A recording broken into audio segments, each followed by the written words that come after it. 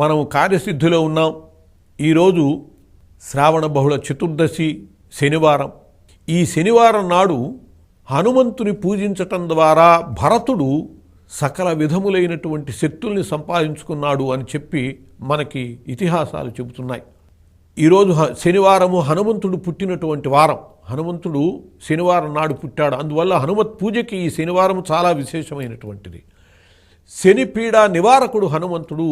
శని బాధల వల్ల ఎవరైనా ఇబ్బందులు పడుతూ ఉంటే హనుమంతుడిని పూజ చేస్తే ఆ శని బాధ నుంచి బయటపడతారు. ఆ విధంగా శనే చెప్పాడు.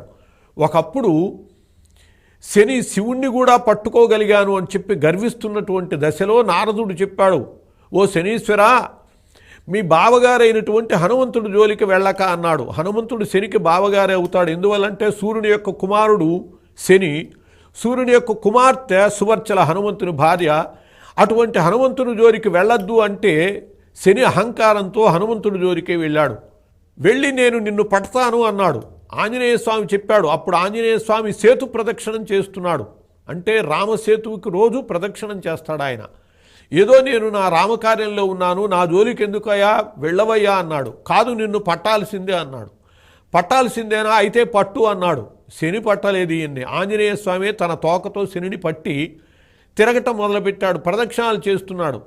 అలా తోకకు వేళ్లాడుతున్నాడు శని. సేతు ప్రదక్షిణం చేస్తుంటే ఈ శని కొండల రాళ్లకు కొట్టుకుని, నేల కొట్టుకుని, మట్టి కొట్టుకుని, నీళ్ల కొట్టుకుని, అట్లా శని శరీరం అంతా కూడా హూనం పచ్చడి పచ్చడైపోయింది. దాంతో చివరికి శరణు వేడాడు శని. మహాప్రభో, నన్ను వదిలిపెట్టు అని చెప్పి శరణు వేడితే ఆంజనేయ స్వామి చెప్పాడు, నా భక్తుల యొక్క రాసులలోకి వచ్చినప్పుడు, దశాంతర్దశలోకి వచ్చినప్పుడు వాళ్ళని బాధించను అనేటట్లయితే వదిలిపెడతాను అన్నాడు. అలాగే మహాప్రభో, నీ భక్తుల జోలికి రాను, నన్ను వదిలిపెట్టవలసింది అని చెప్పి శని ఆంజనేయునికి మాట ఇచ్చి విడిపించుకుని బయటపడ్డాడు. కాబట్టి ఆంజనేయ స్వామి పూజ చేసేటటువంటి వాళ్ళ జోలికి శని రాడు. సహజంగా శని ఎందుకు పట్టి పీడిస్తాడు అంటే ఈ కథ వల్ల మనం అర్థం చేసుకోవాలి. ఆయన ఒళ్ళంతా కూడా పుళ్ళైపోయాయి. ఒళ్ళంతా పుళ్ళతో మంటలతో బాధపడేటటువంటి వాడు పక్కవాడు సుఖంగా ఉంటే చూడలేడు. అందువల్ల ఆయన మనకి దగ్గరలో వచ్చినప్పుడు, రాశిలోకి వచ్చినప్పుడు మనల్ని చూడలేక, సుఖపడుతూ ఉంటే చూడలేక మనల్ని కష్టాలు పెడతాడు. కాబట్టి మనం ఆంజనేయ స్వామిని ఆశ్రయిస్తే మనకు ఆ కష్టాలు ఉండవు. ఒళ్ళంతా పుళ్ళైనటువంటి వాడికి పుండు మీద నూనె రాస్తే చల్లగా ఉంటుంది. కాబట్టి శనీశ్వరుడికి తైలాభిషేకం చేస్తాం. నువ్వుల నూనె ఆయన ఒంటి నిండా పోస్తాం. ఎందుకు నువ్వుల నూనె పోయటము అంటే ఆయన ఒళ్ళంతా పుళ్ళు కాబట్టి ఆ పుళ్ళకి ఈ నూనె రాయటం వల్ల ఆయనకు చల్లగా ఉండి ఆ మంచివాడివిరా నాయన అని చెప్పి మనల్ని కాస్త అనుగ్రహిస్తాడు అని చెప్పి ఆ శనీశ్వరుడికి తైలాభిషేకం చేయటానికి కూడా కారణం ఈ హనుమంతుడి గాథే.